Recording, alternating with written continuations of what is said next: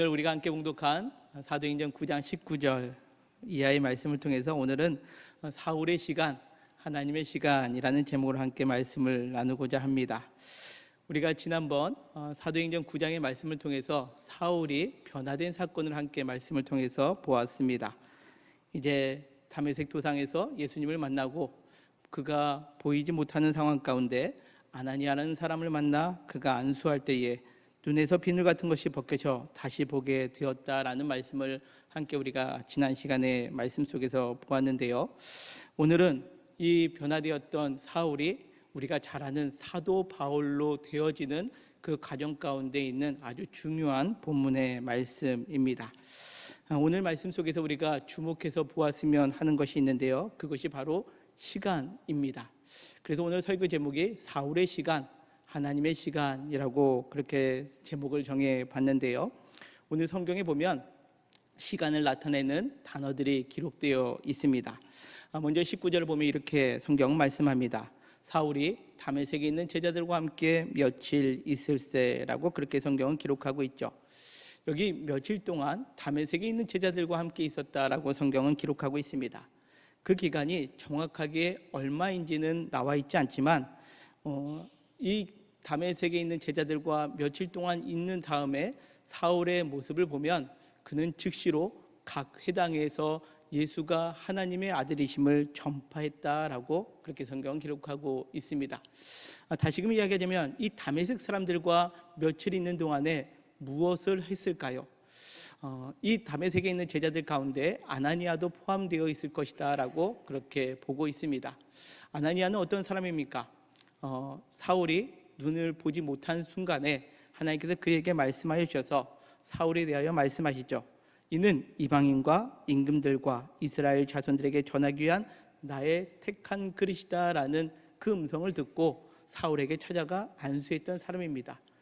이 다메섹 제자들이 사울과 만나서 며칠 있는 동안에 예수님이 어떤 분이신지, 그리고 예수님께서 너를 왜 만나주시고 택하셨는지를 이야기 나눴을 때에 그것이 감동되어서 사울은 즉시로 각 회당에 예수가 하나님의 아들이심을 전파했다라는 거죠.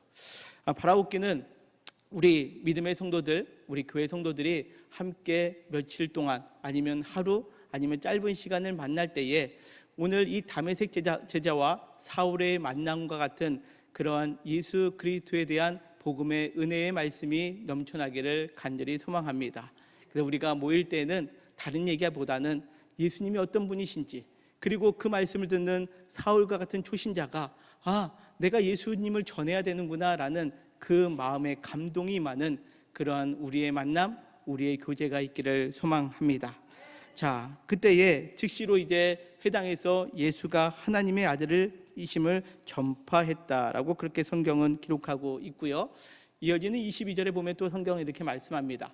사울은 힘을 더 얻어 예수를 그리스도라 증언하였다라고 성경은 말씀합니다. 사울이 힘을 더 얻었다라고 표현하고 있는데 그것은 21절에 보면 사울이 변화됨에 사람들이 놀랐다라는 거죠.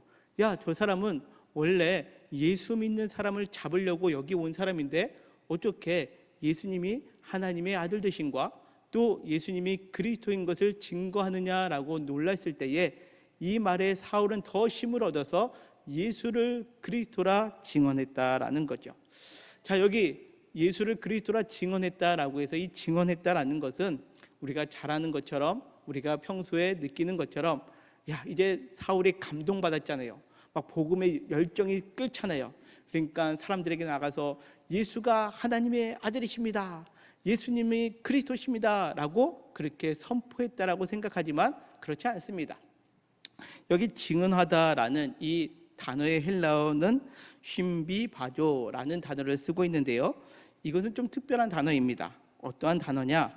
함께 걸음을 걷다라는 뜻을 가진 단어이기도 합니다. 그래서 이 22절의 의미를 다시 한번 되새겨보면 사울이 힘을 더 얻어서 예수를 그리스도라 그 발걸음을 맞춰서 진행했다라는 것을 의미합니다. 어떤 모습이냐? 유대인들이 예수님에 대해서 잘 모르잖아요. 그러니까 사울은 이 유대인들의 눈높이에 맞춰서 한 걸음 한 걸음 그들과 대화하면서 예수님이 하나님의 아들이신과 예수님이 그리스도이심을 증언했다라는 거죠. 단지 선포만 한 것이 아닙니다. 그들과 함께 대화를 나누며 복음을 증거했다라는 거죠.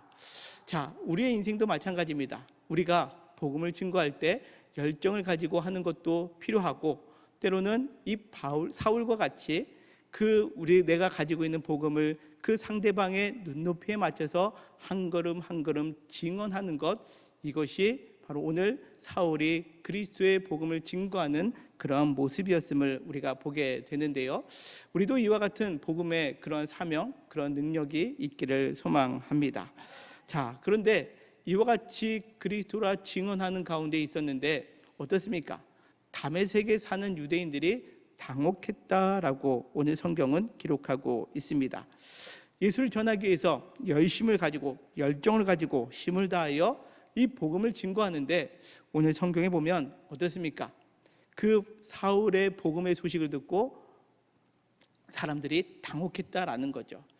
오늘 우리가 함께 봉독한 이 사도행전 9장 19절 이하의 말씀에 보면 사울은 계속해서 열정적으로 예수님을 그리스도라 증언하며 복음을 증거하는 가운데 있는데, 우리가 그동안 사도행전 말씀에 보는 것과는 사뭇 다른 현상들을 우리가 보게 됩니다. 그동안 우리가 사도행전 앞부분에서는 예수님을 믿고 성령 충만함을 받아서 그리스도의 복음을 증거하면 어떤 일이 일어났습니까? 사람들이 그것을 믿고 많은 사람들이 모이게 되고 많은 사람들이 예수님을 구주로 고백하는, 예수 그리스도를 믿었더라라는 장면이 계속 등장하고 있지 않았습니까?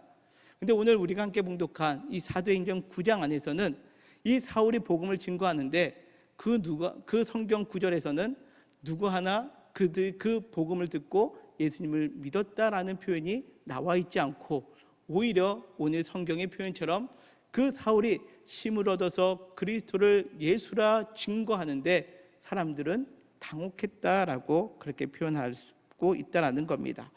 그렇습니다.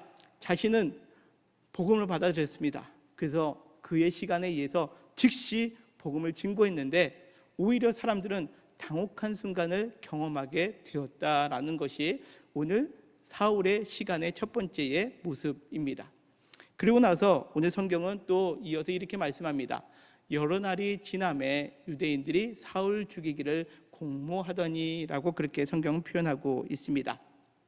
자, 여기 여러 날이라는 표현이 나와 있는데요, 우리가 이 9장 22절 그리고 23절 우리가 성경을 읽다 보니까 여러 날이라는 표현이 나오니까 조금 전에 우리가 살펴보았던 며칠 정도로 우리가 생각할 수 있지 않겠습니까?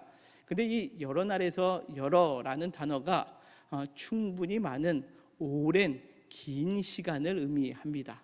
그러기에 이 22절과 23절은 긴 시간이 할애되었다라는 것을 성경은 우리에게 알려주고 있습니다. 어떤 시간일까요? 이 여러 날은 긴 시간을 의미하는데 이것은 우리가 갈라디아서에서 이 시간을 우리가 찾아볼 수 있습니다. 갈라디아서 1장 17절 18절에 있는 말씀인데요, 또 나보다 먼저 사도된 자들을 만나려고 예루살렘으로 가지 않고 어디로 갔다고요? 아라비아로 갔다가 다시 다메섹으로 돌아갔노라. 그 후에 몇 년이요? 3년 만에 내가 게바를 방문하려고 예루살렘에 올라가서라고 그렇게 성경은 말씀합니다. 이 갈라디아서의 말씀에 보면 사울이 이제 이 다메섹에서 복음을 증거하다가 여러 날 동안 어디에 있었다고요? 아라비아에 갔다가 이제 3년 만에 돌아와서 다메섹에서 복음을 증거하다가 또 그곳에서 사람들이 자기를 죽이려고 하는 그 모습 속에 예루살렘으로 올라갔다라고 이 갈라디아서 1장에서 오늘 우리가 함께 봉독한 사도행전 9장의 내용을 보충 설명하고 있는 것을 보게 됩니다. 이 사울은 이 여러 날 동안, 즉 3년이라는 시간 동안에 그러면 아라비아에서 무엇을 했을까요? 이것을 우리가 성경 속에서 또 찾아볼 수 있는데요, 이 본문 우리가 함께 봉독한 여러 날 동안 이 사울은 아라비아에 있는 동안에 그곳에서 어떤 일을 행했느냐. 아라비아, 이것을 성경학자마다 조금씩 견해는 다르지만 대부분 이 아라비아를 사막, 광야에 머물렀다라고 보는 시각이 있고요. 또 하나는 이 아라비아라는 낯선 지역에 가서 그곳에서 복음을 증거했다라는 그러한 의견이 나눠져 있습니다. 아라비아가 광야 즉 사막이던 아니면 아라비아라는 그런 또 지역에 가서 복음을 증거했던 간에 공통점은 있습니다. 무엇이냐? 이 아라비아는 사울의 영고지가 아닙니다. 사울이 낯선 땅입니다. 그 누구 하나 의지할 데가 없는 땅이 이 아라비아 땅에서 그곳에서 그는 이제 3년이라는 시간을 보내게 되었다라는 거죠. 제가 브라질에서 한 2년 정도 사역을 한 적이 있는데요. 브라질 가서 제일 힘들었던 것은 무엇이냐? 아는 사람이 아무도 없습니다.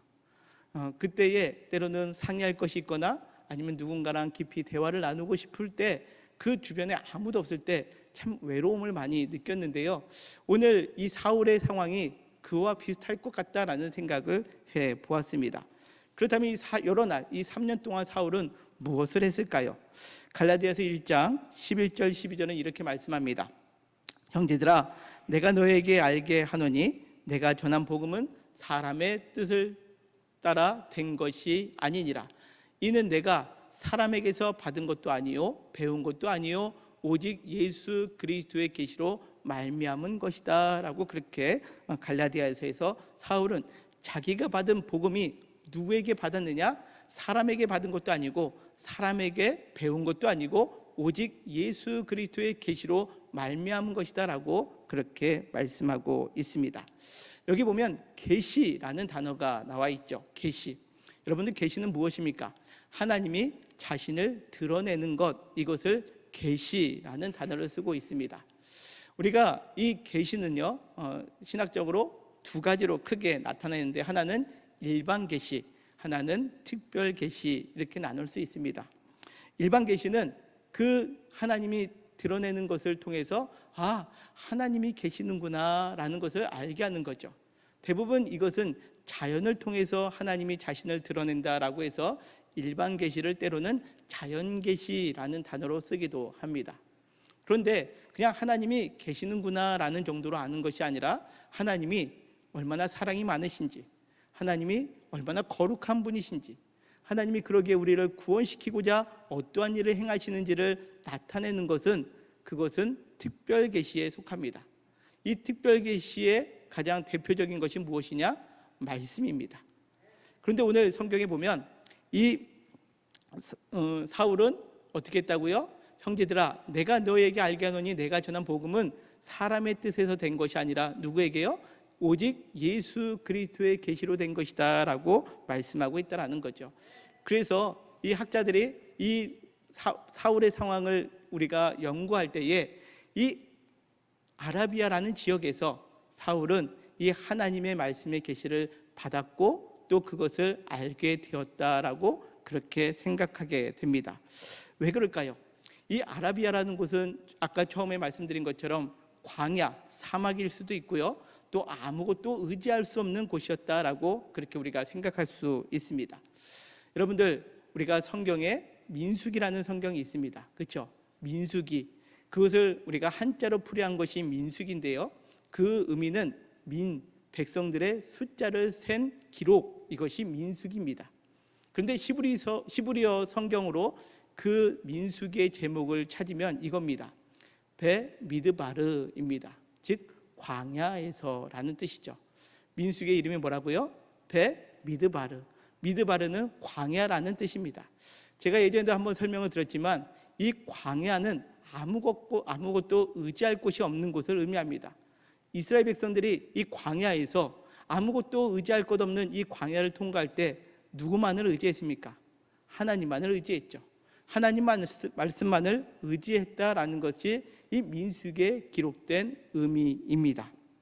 그때에 오늘 이 사도행전과 갈라디아서의 말씀을 인용하면 이 미드바르 광야에서 디바르 즉 하나님의 말씀이 주어졌다라는 것을 오늘 성경은 우리에게 나타내고 있다라는 거죠. 광야, 어렵고 힘든 그 자리에서 하나님께서는 사울에게 디바르 즉 말씀을 주셨고 그 3년이라는 기간 동안에 사울의 말씀 가운데 하나님의 그 예수 그리스도의 계시의 말씀 가운데 거했을 때에 그는 훗날 우리가 아는 사도 바울이 되었음을 성경은 우리에게 나타내고 있습니다. 사울에게 3년이란 시간, 즉시 그리스도의 복음을 증거했는데 그 복음을 아무도 받아들이지 않고 당혹스러웠을 때 하나님은 이 사울을 3년이란 시간 동안에 아라비아에 머물게 하고 그곳에서 하나님의 말씀을 알아가는 시간을 허락하셨다라는 것이죠. 그때에 이 여러 날이 지나고 나서 3년이 지나고 나서 사울은 어떻게 합니까? 다시금 다메섹에 와서 말씀을 증거하는데 사람들이 오히려 그를 죽이려고 했다라고 오늘 성경은 기록하고 있습니다. 사랑하는 성도 여러분, 우리가 삶 속에서도 우리도 때로는 광야와 같은 시간을 만날 때가 있습니다. 내가 뜻하지 않았지만 우리의 삶이 하나님께서 사울을 아라비아로 내몰듯이 아무것도 의지할 수 없는 곳으로 우리를 이끄실 때가 있습니다. 그때에 우리가 바라봐야 될 것은 무엇이라고요? 아무것도 의지할 수 없는 미드바르, 광야 같은 삶 속에서 디바르, 하나님의 말씀을 부여잡을 수 있는 그러한 믿음의 성도님들 되시기를 주님의 이름으로 간절히 축원합니다. 그때에 이제 예루살렘에 다메섹으로 돌아온 후에 사울은 오늘 26절에 보니까 예루살렘으로 가서 제자들을 사귀고자 했지만 다 두려워해서 그가 제자됨을 믿지 아니하였다라고 오늘 성경은 기록하고 있습니다. 자, 이제 사울이 예루살렘으로 가기를 원했습니다. 그런데 그곳에서 제자들을 사귀어서 그곳에서 복음을 전할 생각을 했는데 제자들이 다 두려워서 사울을 만나지 아니했다라는 거죠. 이것이 갈라디아서에서 또 이렇게 연결돼서 말씀합니다. 갈라디아서 1장 17절인데요. 또 나보다 먼저 사도된 자들을 만나려고 예루살렘으로 가지 아니하고 아라비아로 갔다가 다시 다메섹으로 돌아갔노라. 그 후 3년 만에 내가 게바를 방문하려고 예루살렘에 올라가서 그와 함께 15일을 머무는 동안 주의 형제 야고보 외에는 다른 사도들을 보지 못했다라고 그렇게 기록하고 있습니다. 자, 사울은 3년 동안 그 하나님의 계시의 말씀을 붙들고 이제 내가 3년이 지난 후에 복음을 증거해야 되겠다라는 생각으로 다시 다메섹으로 간 거죠. 근데 다메섹에 가서 복음을 증거하려고 하는데 사람들이 자기를 죽이려는 공모를 알게 되고 이제 그러기에 예루살렘에 가서 사도들을 만나서 그들과 교제하고 이제 복음을 증거하려고 했는데 제자들이 그를 만나지 않았다라는 거죠. 누구만 만났다고요? 야고보 외에는 다른 사도들을 보지 못했다라는 겁니다. 그러고서 그곳에서 며칠 있었다고요? 15일만 머물게 되었다라는 거죠. 여러분들 3년 동안 열심히 수련해서 복음을 증거하려고 예루살렘에 딱 갔는데 며칠 있었다고요? 15일, 2주만 그곳에 있었다라는 것이 오늘 성경에 기록된 말씀입니다. 왜 그랬습니까? 아까 본 26절에 있는 말씀처럼 사울이 예루살렘에 가서 제자들을 사귀고자 했는데 사람들이 다 사울을 두려워했다라는 거죠. 그가 제자됨을 아직 믿지 아니하였기 때문에 그렇다라는 겁니다. 그래서 사울은 어떻게 합니까? 이어지는 9장 28절 우리가 함께 이렇게 봉독한 말씀인데요. 28절, 29절 같이 한번 읽겠습니다. 시작. 사울이 제자들과 함께 있어 예루살렘에 출입하며 또 주 예수의 이름으로 담대히 말하고 헬라파 유대인들과 함께 말하며 변론하니 그 사람들이 죽이려고 힘쓰거늘 이라고 말씀합니다. 자, 15일 동안에 사도들을 만나려고 했습니다. 만나주지 않습니다. 그래서 사울은 스스로 예루살렘에서 주의 복음을 증거하려 했습니다. 담대히 주 예수의 이름으로 담대히 말했을 때 어떤 현상이 일어납니까? 헬라파 유대인들과 변론했는데 그 사람들이 사울을 죽이려고 합니다. 그래서 15일 만에 어떻게 됐을까요? 오늘 이어지는 30절은 이렇게 말씀합니다. 형제들이 알고 가이사라로 데리고 내려가서 다소로 보내니라 라고 그렇게 말씀합니다. 여러분들 우리가 아는 사도 바울 그 1차, 2차, 3차 전도 여행을 통하며 많은 교회를 세우고 복음의 그 사명을 감당했던 사울의 초창기의 모습은 이러했다라는 거죠. 3년 동안 말씀을 연구하고 이제 무언가 하려고 했는데도 불구하고 사도들은 만나주지도 않고 또 자기가 복음을 증거했지만 사람들은 자기를 죽이려 했을 때 다소로 내려갔다라는 겁니다. 우리가 이 사도행전 8장과 9장에 나와 있는 이 사울에 관한 말씀은 딱 여기까지입니다. 그리고 언제 등장을 하느냐? 사도행전 11장 25절에 이제 다시 이 사울이 등장을 합니다. 사도행전 11장 25절 이하에 있는 말씀인데요, 같이 한번 읽겠습니다. 시작. 바나바가 사울을 찾으려 다소에 가서 만남에 안디옥에 데리고 와서 둘이 교회에 1년간 모여 있어 큰 무리를 가르쳤고, 제자들이 안디옥에서 비로소 게 되었더라. 아멘. 이제 다소로 내려가 있는 사울을 누가 찾아왔습니까? 바나바가 찾아왔습니다. 그리고 바나바가 이 사울을 데리고 수리아에 있는 안디옥에 가서 1년 동안 함께 말씀을 가르쳤는데, 비로소 그때의 그 가르침을 통해서 사람들이 변화되었다라는 거죠. 그리고 그들을 그리스도인이 되었다라고 일컫게 되었음을 오늘 성경은 말씀합니다. 오늘 본문 사도행전 9장에 보면 사울은 열정적으로 그 사명을 감당하려 했지만 성경은 바울을 통해서 믿는 사람이 있었다라고 기록하고 있지 않습니다. 오히려 사람들은 당혹해하고 오히려 사울을 죽이려고 했습니다. 그 후에 그가 다소에 물러가 있는 동안에 훗날 이 바나바가 사울을 찾아와 안디옥에 데리고 왔을 때, 그때에 비로소 그가 가르칠 때에 사람들의 변화가 일어나고 비로소 그리스도인이라 일컬음 받는 일이 일어나게 되었다라는 거죠. 자, 오늘의 설교는 시간에 관한 말씀이다라고 처음에 말씀을 드렸습니다. 자, 그렇다면 여기서 우리가 생각해 볼 것이, 그러면 사울은 이 다소라는 지역에서 얼마 동안 있었을까요? 자, 이것을 우리는 갈라디아서 2장에서 찾을 수 있는데요, 갈라디아서 2장의 1절에 이렇게 말씀합니다. 같이 한번 읽겠습니다. 시작. 14년 후에 내가 바나바와 함께 디도를 데리고 다시 예루살렘에 올라갔나니 라고 그렇게 말씀합니다. 자, 바나바가 사울을 다소로 찾아가서 수리아 안디옥에 가서 1년간 가르치고 나서 그들이 이제 어디로 갔다고요? 예루살렘에 올라가는데, 그 기간이 사울이 예루살렘에 다시 올라간 기간이 얼마가 지났다고요? 14년입니다. 안디옥에서 1년 가르친 시간을 빼면 다소에서 몇 년 머물고 있었던 겁니까? 13년을 머물고 있었다라는 거죠.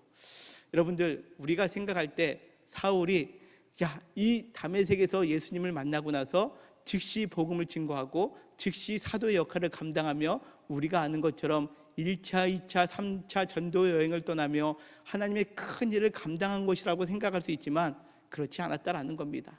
사울의 시간표에서는 이 사울이 예수님을 만나고 난 다음에 아라비아에서 3년, 그리고 다소에서 13년이라는 시간을 보낸 후에 비로소 하나님께서 사울을 쓰셨다라는 것을 오늘 성경은 우리에게 말씀하고 있다라는 거죠. 자, 처음에 3년은 훈련 기간이라고 이야기할 수 있습니다. 말씀을 알게 되고 그 말씀을 통해서 예수 그리스도에 대한 계시의 말씀을 알게 되고 어디서든지 그리스도의 복음을 증거하는 사람이 되었다라는 거죠. 이것은 필요한 시간입니다. 그런데 우리가 의아하게 생각이 드는 기간이 있다면 다소에서의 13년입니다. 하나님께서는 왜 사울에게 다소에서의 13년이라는 시간, 어찌 보면 긴 시간을 허락하셨을까요? 사울은 열정적인 사람이었습니다. 그리고 모든 일에 최선을 다했던 사람입니다. 그리고 어디서든지 인정받는 사람이었습니다.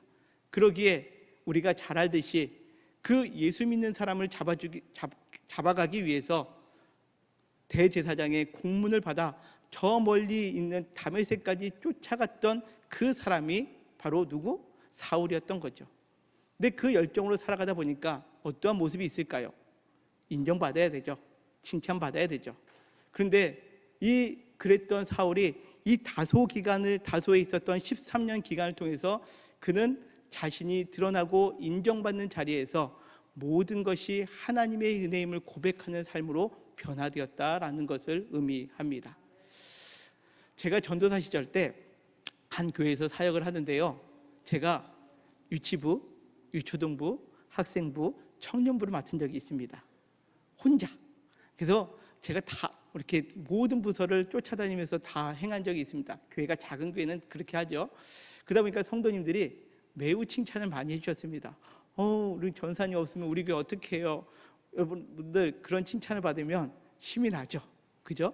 그래서 칭찬을 받고 그래서 그런 이야기를 듣는 것을 좋아하면서 열심히 사역을 했습니다. 그런데 제가 이제 사역지를 옮기게 되었습니다. 그때 사람들이 안타까워서 이렇게 얘기합니다. 전사님 우리 교회 떠나면 우리 교회 어떻게 막 이렇게 걱정하시더라고요. 그래서 제가 마음속에 어떤 마음을 가졌을까요? 나 떠나봐라. 교회가 얼마나 어려운지. 사실 이런 생각을 했었습니다. 그래서 제가 교회를 딱 옮겼는데 그 교회에 문제가 생겼을까요? 아니요. 더 잘 돌아가요. 왜요? 그 교회는 하나님의 교회이기 때문에 그렇습니다. 우리가 생각할 때 그럴 때가 있습니다. 내가 열심히 하고 내가 수고하는 때 있습니다. 그런데 그것이 내 신과 내 노력이 어느 순간에 잡혀있게 되면 그것으로 우리는 교만해질 수밖에 없고 다른 것을 보지 못할 때가 있다라는 거죠. 그러나 이 다소에서의 무명의 시간, 아무것도 아닌 그러한 시간을 사울은 보내게 되었을 때에 그는 고린도전서 15장에 있는 것처럼 나의 나된 것은 하나님의 은혜입니다 라고 고백할 수 있게 된다라는 거죠. 그래서 제가 이제 목사가 된 후에 우리는 내가 없어도 하나님의 교회는 돌아갑니다. 그러기에 우리는 있는 자리에서 열심히 해야 됩니다 라고 했을 때 저와 같이 사역했던 전도사님이 저한테 묻습니다. 그러면 제가 여기 있을 필요가 없잖아요. 이런 이야기를 하는 겁니다. 왜요? 나 없어도 잘 돌아간다고 이야기를 하니까. 그때 제가 이런 이야기를 했습니다. 제가 그때 받은 감동이 이겁니다. 내가 여기서 하나님께 쓰임받고 있다는 그 자체가 뭐라고요? 감사다라는 거죠. 하나님이 저를 쓰시지 않으면 그래도 돌아갑니다. 그런데 내가 하나님의 일에, 하나님의 사역에 내가 쓰임받고 있다는 그 자체가 얼마나 감사한 것 아니겠습니까? 사울이 경험한 그 다소의 기간이 그 기간이었다라는 거죠. 제가 그렇게 고백할 수 있었던 것도 마찬가지입니다. 제가요, 부목사의 경력이 몇 년일까요?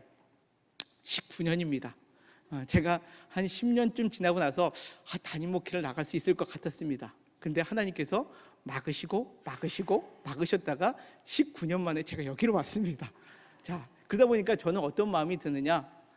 제가 이것을 한다라고 생각해 본 적이 없습니다. 왜? 하나님이 하셔야 되는 겁니다. 우리 모두가 그 마음을 가지셨으면 좋겠습니다. 자, 오늘 그럴 때에 사울이 이와 같은 삶을 살아갈 때에 교회는 어떻게 되었을까요? 사울이 즉시 복음을 받고 사울이 그 모든 일들을 감당하며 있을 때에 그러면 사울이 그 상황 속에서 다소로 13년 동안 머물고 있는 동안에 교회는 어떻게 됐을까요? 그것이 31절에 이렇게 기록하고 있습니다. 같이 한번 읽겠습니다. 시작. 그리하여 온 유다와 갈릴리아와 사마리아 교회가 평안하여 든든히 서가고 주를 경외함과 성령의 위로로 진행하여 수가 더 많아지니라. 아멘. 이 기간이 언제라고요? 사울이 다소에서 무명의 시간으로 있을 때였습니다. 사울은 자기가 예수님을 만나고 회심하고 자기가 복음의 열정을 갖고 행해야지만 뭔가 있을 줄 알았습니다.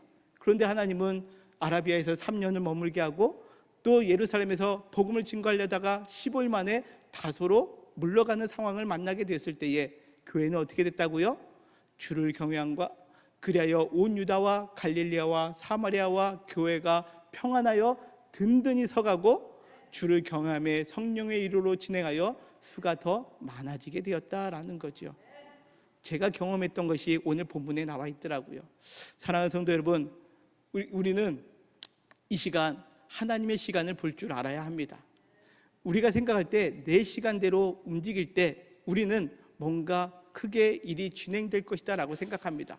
그러다가 내 시간표대로 일이 진행되지 않을 때 우리는 낙심하게 됩니다. 원망하게 됩니다. 그러나 그렇지 않습니다. 왜냐하면 하나님의 시간이 더 정확하기 때문에 그렇다라는 거죠. 여러분들 우리나라가 87년부터 88년까지 썸머타임제를 적용한 적이 있습니다. 여러분들 기억하십니까? 썸머타임. 시간이 1시간 앞당겼다가 또 뒤로 당겨지는 시간이 있었는데요. 제가 브라질에서 이 썸머타임을 경험한 적이 있습니다.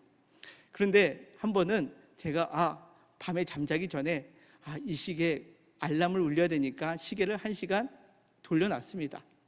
그런데 알람이 울리고 눈을 떴는데 1시간 더 일찍 일어난 겁니다. 왜 그랬을까요? 다른 사람이 그 시계를 1시간 더 옮겨놓은 겁니다. 그러다 보니까 저는 예전보다 2시간이 더 먼저 일어난 거죠. 그때 제가 무엇을 봤어야 됩니까? 핸드폰 시계를 봤으면 됐습니다. 핸드폰 시계는 위성에서 모든 시간이 정확하게 쏴주기 때문에 그 정확하게 썸머타임까지 적용돼서 시계가 보여진다라는 거죠. 제가 그때 느낀 게 뭐냐? 내 시간을 따르는 것이 아니라 어디서 쏘는 시간? 하늘에서 쏘는 시간을 의지해야 된다라는 거죠. 우리의 시간도 마찬가지입니다. 내가 생각하고 내가 교정한 시간이 아니라 우리는 하나님의 시간에 맞추어 삶을 살아가게 될 때에 오늘 사울이 변화되어 사도 바울이 되고 그 하나님의 교회를 확장시키는 데 크게 쓰임받는 아나니아에게 허락하셨던 이방인과 임금들을 위한 나의 택한 그릇을 이루어가고 있었음을 오늘 성경은 우리에게 말씀합니다. 우리도 마찬가지입니다. 우리도 이제 하나님께서 허락해 주신 이 삶의 자리에서 내 시간표대로 내가 생각했던 그 열정으로 살아가다 보면 우리는 어찌 보면 사울이 유대인들과 부딪혔던 모습을 우리는 또 경험하게 됩니다. 그러나 하나님의 시간표대로 움직이면 비록 더디다 할지라도 그 하나님의 시간표 안에 우리의 삶을 맡기면 하나님께서는 우리에게 가장 선하고 복된 다리로 인도하여 주신다라고 오늘 성경은 말씀합니다. 이 믿음으로 삶을 살아가는 저와 우리 모두가 되시기를 간절히 소망합니다. 우리가 잊지 말아야 될 것은 나의 시간표보다 하나님의 시간이 더 정확하다라는 거지요. 그리고 그 믿음으로 삶을 살아갈 때에 사울처럼 우리 한 사람 한 사람이 하나님께 택한 그릇이 되어 하나님의 영광을 위하여 하나님의 존귀함을 드러내는 그러한 삶을 살아가게 될 줄 믿습니다. 이와 같은 삶을 살아가는 우리 모두가 되시기를 주님의 이름으로 간절히 축원합니다.